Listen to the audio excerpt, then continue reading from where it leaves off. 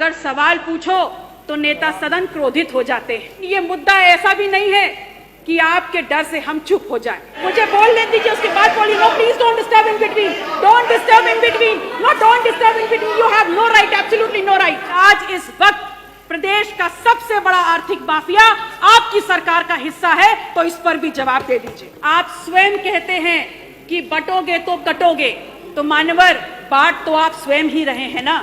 यदि आप इनसे पूछ लें कि बिजली इतनी महंगी क्यों, तो बोल देते हमारे हाथ में नहीं। आप इनसे बोल दीजिए कि कैंसर रिसर्च इंस्टीट्यूट दे दो, तो बोलते जरूरत नहीं। आप इनसे बोलिए महंगाई बेरोजगारी कहां जा रही है, तो बोलते हैं कांग्रेस समाजवादी पार्टी छोड़ गई।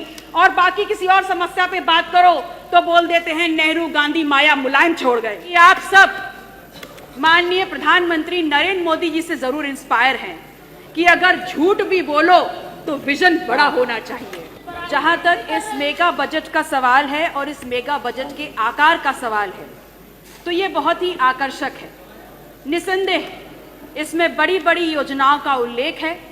मिलियन ट्रिलियन इकोनॉमी की बात हम कर रहे हैं, तो एक बात तो स्पष्ट हो जाती है कि आप सब माननीय प्रधानमंत्री नरेंद्र मोदी जी से जरूर इंस्पायर हैं कि अगर झूठ भी बोलो तो विजन बड़ा होना चाहिए।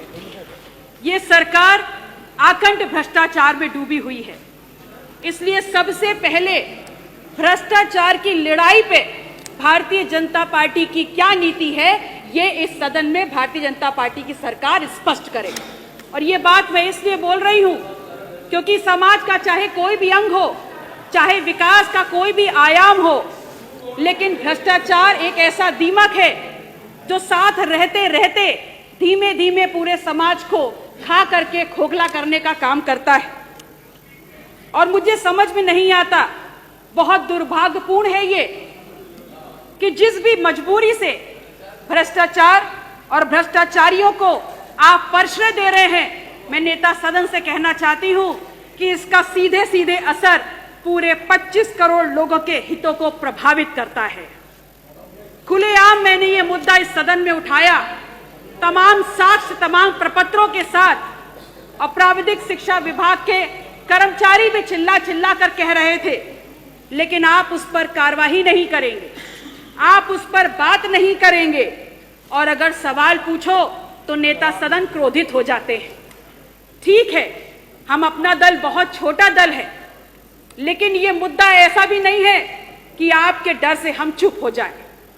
क्या ये भ्रष्टाचार नहीं है कि जहां तमाम धार्मिक स्थलों के लिए आप पैसे का आवंटन कर रहे हैं, वहां भगवान महावीर के 24 के 24 तीर्थंकरों के लिए, बौद्ध स्थलों के लिए, नानक देव के तमाम गुरुद्वारों के लिए, कबीर की किसी बैठकी के लिए आपने पैसे का आवंटन नहीं किया है। मानवर मुझे बोलने दीजिए, उसके बाद बोलिए। No please don't disturb in between, don't disturb in between, no don't disturb in between, you have no right, absolutely no right. आप अपने मौके पे बोलिएगा, मैं बोल लूं उसके बाद बोलिएगा, मैं बोल लूं उसके बाद बोलिएगा, विजय जी मैं बोल लूं उसके बाद बोलिएगा। बोलिए। I might have many objections to what you said, but I didn't raise down my voice. Pallavi ji बोलिए। आप बोलिए अपनी बात, आप बोलिए अपनी बात। मान्यवर, आप क्या संदेश देना चाहते हैं उत्तर प्रदेश की जनता को? इतना भेदभाव, आप स्वयं कहते हैं कि बटोगे तो कटोगे, तो मान्यवर बांट तो आप स्वयं ही रहे हैं ना। महाकुंभ का एक आयोजन हुआ जो हम सभी के लिए, चाहे सत्ता पक्ष के लोग हों चाहे विपक्ष के लोग हों, बड़ा ही गौरव देने वाला विषय है। और स्वयं सरकार ने आगे बढ़ करके इसमें व्यवस्थाओं करने की जिम्मेदारी ली थी। और ये एक बहुत बड़ी चुनौती भी थी जिसमें सरकार पूर्णतः विफल हुई। और अब जब महाकुंभ का ये आयोजन खत्म हो चुका है, उसके बाद दूसरी सबसे बड़ी चुनौती है कि गंगा में हुए गंगा के प्रदूषण से गंगा को निजात दिलाया जाए। हम आपसे कहना चाहते हैं कि गंगा भारत का प्राण है, गंगा भारत की विभिन्न संस्कृतियों का आधार और भारत की आध्यात्मिक यात्रा का साक्षी है। यह दुर्भाग्य है हम उन सभी लोगों के लिए जो गंगा को आज इस परिस्थिति में देख रहे हैं। केंद्र सरकार ने नमामि गंगा योजना के माध्यम से गंगा की सफाई के नाम पर अरबों खरबों का बजट आवंटित किया और जिसमें लूट खसोट भी हुई, लेकिन उसके बाद भी कोई परिवर्तन नहीं आया, बल्कि वो गंगा जो प्राकृतिक अल्केमिस्ट है उसका अनुपात भी बिगाड़ दिया गया। उत्तर प्रदेश सरकार ऐसा ना करे, आप गंगा के प्रति अपनी ईमानदारी दिखाएं और गंगा को वापस गंगा के स्वरूप में लाएं। जो गंगा का जल आचमन के लिए होता है, उस गंगा के जल में आज हाथ डालना भी हानिकारक है। मान्यवर, आप ही बोल लीजिए।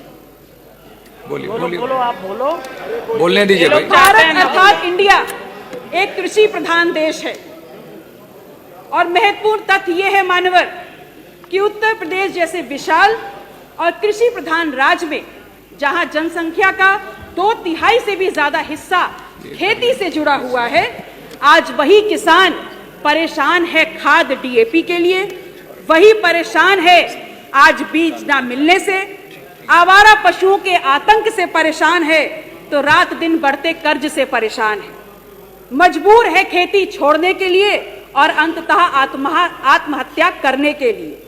मैं पूछती हूं सरकार से, मैं पूछती हूं सत्ता पक्ष से कि क्या संवेदनाएं हैं आपकी, क्या नीति है आपकी किसान और खेत से जुड़े हुए इन खेतों की और खेत से जुड़े हुए इन किसानों की सुरक्षा के प्रति। इस प्रदेश में युवाओं की क्या स्थितियां हैं, क्या परिस्थितियां हैं, ये किसी से छुपी नहीं है। हम ये जानते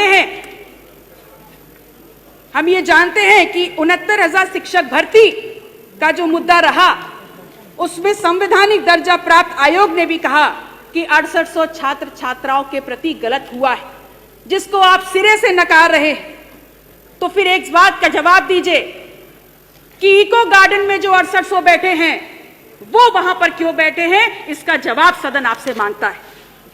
शिक्षा के प्रति आप कितने गंभीर हैं, ये बात इसी बात से प्रदर्शित हो जाती है कि कैसे आपने लगभग 27,000 परिषदीय स्कूलों पर ताला लगाने का सोच लिया और वहीं दूसरी तरफ प्राइवेट स्कूलों की फीस वृद्धि पर आपका कोई नियंत्रण नहीं है। इस प्रदेश का छात्र हो या इस प्रदेश का युवा हो, बहुत बेहतर तरीके से ये समझ चुका है कि सरकार हमारे मुद्दे पे संवेदनहीन है और उदासीन है, क्योंकि अगर यही मुद्दा गुजराती गैंग से जुड़ा हुआ होता तो पूरी की पूरी सरकार शीर्षासन करने लग गई होती। आप कहते हैं कि विपक्ष ने वन डिस्ट्रिक्ट वन माफिया दिया। पल्लवी जी, समय हो जस्ट 30 सेकंड सर।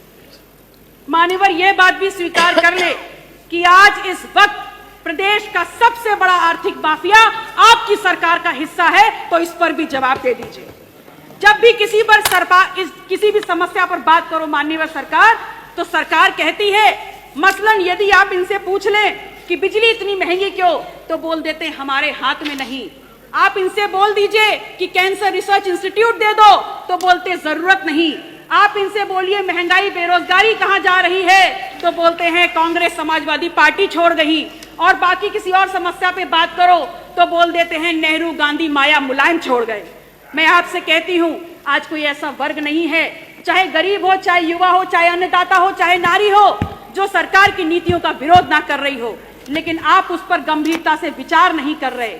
इसलिए विचार नहीं कर रहे क्योंकि सत्ता ही आपका सिद्धांत है। इसलिए अंत में अपनी बात को कहते हुए कि आपसे निवेदन है, फर्जी आंकड़ों की इस लिखित बाजीगरी को आप वापस लें और एक बार फिर से देखिए कि बजट का सही स्वरूप क्या है, क्या मांग है जनता की, क्या चाहती है। अपने क्षेत्र से जुड़े हुए तमाम बिंदुओं को मान्यवर मैं लिखित रूप से टेबल कर रही हूं और मैं चाहती हूं उन मांगों को भी बजट में समावेश किया जाए। बहुत बहुत आभार। नमो बुद्धाय। जय संविधान, जय अपना दल। धन्यवाद। पूनम शंखवार जी।